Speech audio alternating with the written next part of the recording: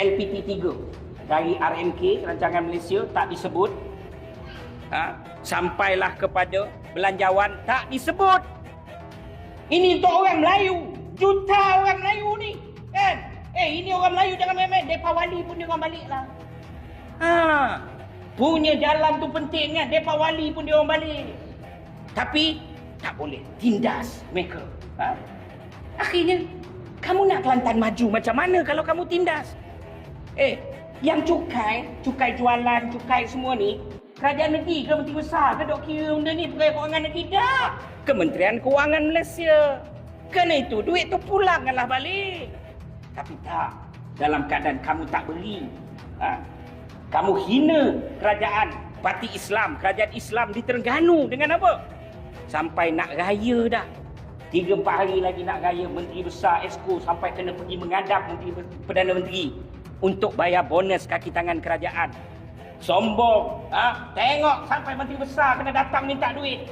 Duit tu bukan duit bapa kamu. Duit itu adalah duit yang dijanjikan dalam royalty minyak. Memang hak negeri Terengganu yang kamu khianati. Saudara, dalam keadaan itu,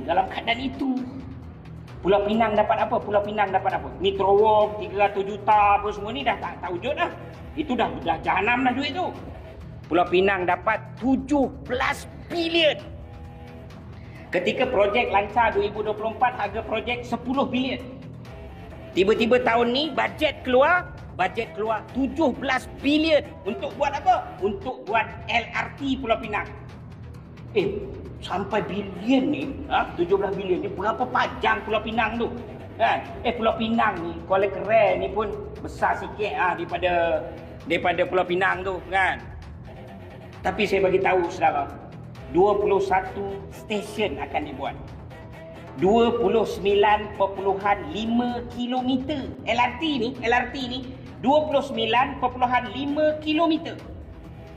Kalau 17 bilion bahagi dengan 29.5 km, 1 km 576 juta. 1 kilometer ni daripada sini sampai Pekan, traffic light Pekan tu berapa jauh Ustaz?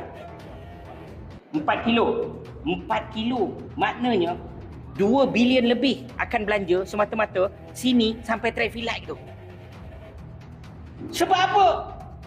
Kamu khianat orang, kerana di sini orang Melayu, di sini orang Islam, kamu tindas. Sanusi nak buat KXP, memang tak boleh dinafi. Impak pembangunan akan beri kesan.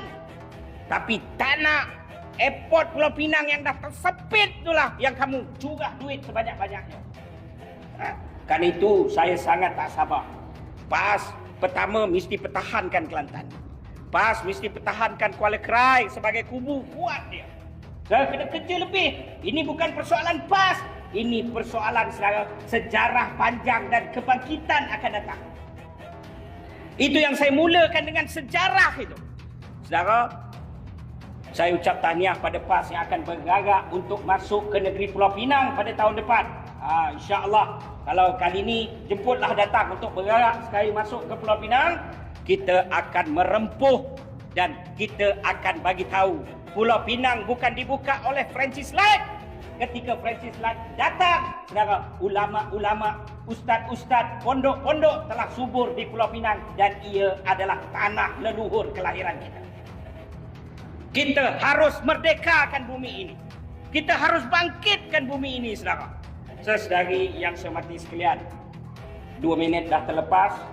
Tak sempat nak mengulas Sabah, tapi rumusan Sabah ni mudahlah. Peluang insya-Allah sangat baik. Saya percaya anak sulung PAS akan lahir pada tahun ini di bumi Sabah dan ia merupakan langkah terbesar Parti Islam se-Malaysia di Sabah. Sebab saya kena faham, saya orang Negeri Sembilan. Saya ketua bahagian bersatu Podexon. Ketua Perikatan Nasional Podexon ni nama dia Ustaz Fatah. Wakil rakyat Adun kawasan Bagan Pinang. Bekas anggota Kanan Kagan. Saudara tahu dia orang mana? Orang Pasir Mas Kelantan, saudara. Kalau Negeri Sembilan yang speaking Jerman pun boleh dapat orang Kelantan, saudara. maka benih itu sangat sesuai dan subur. Maka pertahankan Parti Islam se-Malaysia di negeri Kelantan.